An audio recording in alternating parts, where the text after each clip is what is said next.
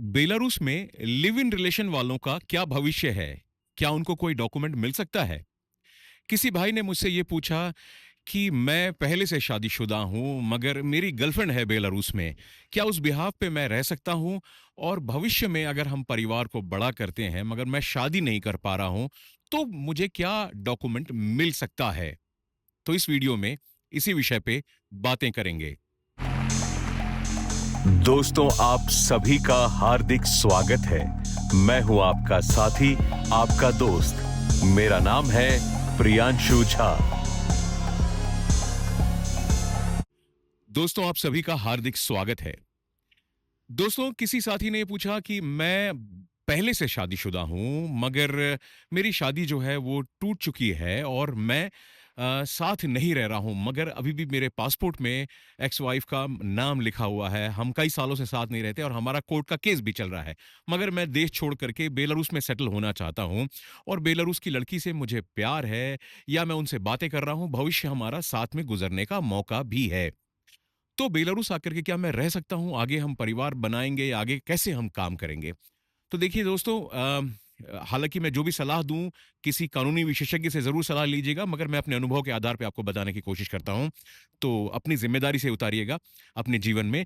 Belarus में अगर आप किसी के साथ लिव इन रिलेशन में रहते हैं, तो लिव इन रिलेशन के बेस पे आपको कोई टीआरपी तो नहीं मिलती है। लेकिन आप किसी भी दूसरे बेस पे आप टीआरपी ले सकते हैं, जैसे मकान के बेस पे आपने एक मकान ले लिया, दोनों साथ में रहने लग गए। और बेलारूस में लिव इन रिलेशन पे रहने पे आपको कोई भी गुनाह नहीं है, उसकी कोई तकलीफ नहीं होती है और कोई भी आपको उस पे परेशान नहीं करता है। तो सबसे पहली बात हो गई आपकी लिव इन रिलेशन में रहने की। और आपने टीआरपी किसी भी बेस पे ली, चाहे मकान के बेस पे, चाहे बिजनेस के बेस पे, चाहे पढ़ाई के बेस पे, नौकरी के बेस पे, जिस भी कारण से आप रह रहे हैं, लिव इन रिलेशन पे टीआरपी नहीं मिलती। लेकिन एक बात बताता हूं, आप लिव इन रिलेशन में रहते हुए अगर आपका बच्चा हो गया, भले आपका विवाह नहीं हुआ है, और पर आपके बच्चे की डिलीवरी हो जाती है और बच्चे के बर्थ सर्टिफिकेट में पिता के नाम की जगह आपका नाम लिखा हुआ है, तो उसके बेस पे ही आपको सीधे पीआर मिल जाएगा। आपको 5 साल का इंतज़ार करने की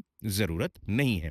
हाँ, पीआर के लिए ज़रूर याद रखिए कि आपको नो क्रिमिनल रिकॉर्ड के सर्टिफ़िकेट की ज़रूरत ज़रूर पड़ती है, मतलब पीसीसी की ज़रूरत पड़ती है। हाँ, टीआरपी के लिए पीसीसी की ज़रूरत नहीं पड़ती है, ये ज़रूर याद रखिएगा बेलारूस में। और पीआर के वक़्त 2 चीज़ों की ज़रूरत पड़ती है, एक पीसीसी पुलिस क्लीयरेंस सर्टिफ़िकेट जिसे कहते हैं। अगर भारत से आ रहा है तो आप पोस्टल, और एम्बेसी से ले रहे हैं तो अटेस्टेड एम्बेसी से तो होके ही मिलता है आपको।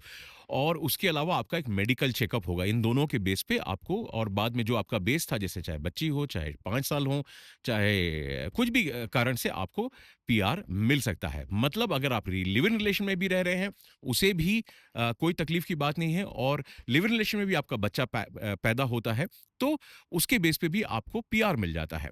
तो अब लिव इन रिलेशन में आपकी जिम्मेदारी कितनी बनती है, इसके लिए भी एक कानून है जो आपको शायद कोई नहीं बताएगा। बड़ा ही सूक्ष्म और बड़ा ही डिफरेंट आइडिया मैं बताता हूं।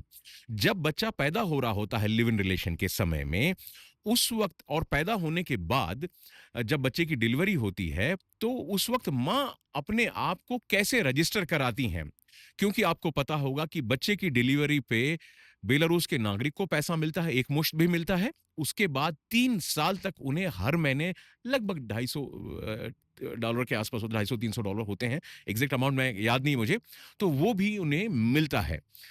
तो अगर लिव इन रिलेशन के समय में अगर लड़की अपने आप को सिंगल मदर रजिस्टर कराती है, भले पिता का नाम आपका लिखा हो, लेकिन वो ये कहती है कि मैं अकेली इंडिपेंडेंट रहती हूँ। इंडिपेंडेंट रहती हूँ मतलब आप साथ में रहते हो उसके, लेकिन मैं इंडिपेंडेंट अपना ध्यान रखती हूँ सिंगल मदर के रूप में, भले पिता का नाम आपका लिखा हो, तो उस लेडी को सरकार से पैसे 2 गुने मिलते हैं।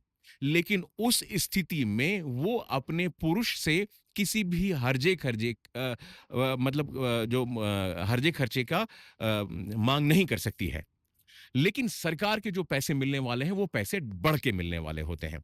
तो ये ज़रूर याद रखिए कि आमतौर पे लोग जो लिव इन रिलेशन में हैं, वो लड़की अपने आप को सिंगल मदर रजिस्टर कराती है, और लेकिन वो पति पे फिर कभी क्लेम नहीं करती, मतलब पुरुष पे कभी बच्चे के भरण-पोषण के पैसे के लिए माँग नहीं कर सकती। तो ऐसे होता है, और उसके बावजूद भी अगर पिता का नाम आपका लिखा हुआ है, तो आपको परमानेंट रेसिडेंसी फैमिली रियूनियन के बेस पे मिलेगी। इसके लिए चाहे आपने शादी की हो, नहीं की हो और भारत में आपकी शादी हुई हो या नहीं हुई हो, उससे कोई फ़र्क नहीं पड़ता। अच्छा, जब आपको पीआर मिल गया, तो टेक्निकली आपकी जो रियल वाइफ़ हैं, वो भी आ सकती हैं। और टेक्निकली आपके जो रियल के बच्चे हैं, जो 18 साल के बच्चे हैं, वो भी आपके डिपेंडेंट हो सकते हैं। हालाँकि इस चीज़ का गलत इस्तेमाल ना करें, पर कानून में जो प्रावधान है, मैं आने आपको बताने की कोशिश की कि अगर आप लिव इन में रह रहे हैं, कोई तक लेकिन बेलारूस की लड़कियाँ थोड़ी पुरातन प्रवृत्ति की हैं, मतलब ट्रेडिशनल लड़कियाँ हैं और वो शादी करना चाहती हैं। जो चीज़ मैंने 2 देशों के बारे में बताऊँ, मैं ब्राज़ील में शादी करने का कल्चर कम है और ब्राज़ील के लिव इन रिलेशन का वीडियो मैं अलग से बनाऊँगा आप लोगों के लिए।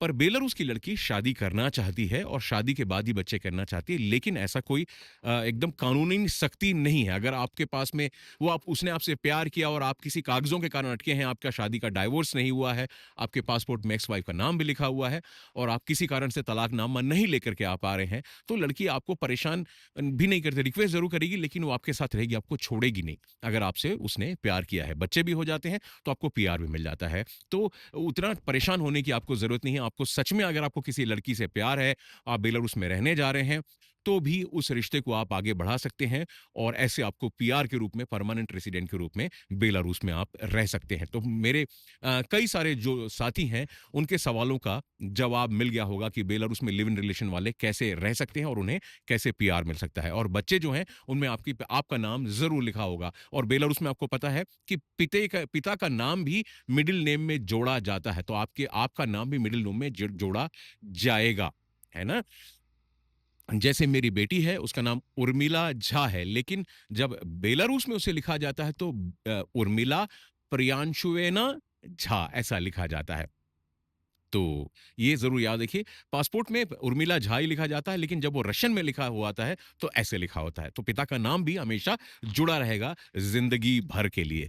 तो ये 2 चीज़ें हैं जो शायद आपके काम आएँ। कई सारे ऐसे साथी हैं जिनका शायद रिश्ता किसी कारण से टूट गया है और वो दोबारा रिश्ता बनाने जा रहे हैं और वो सोच रहे हैं कि हम कैसे करेंगे? तो उनके लिए ये शायद शायद ये सवाल का जवाब मिल गया होगा। अगर आपको ये वीडियो अच्छा लगा है, तो लाइक कीजिए और सवाल कीजिए कि आपको और किस बारे में जानना चाहते हैं।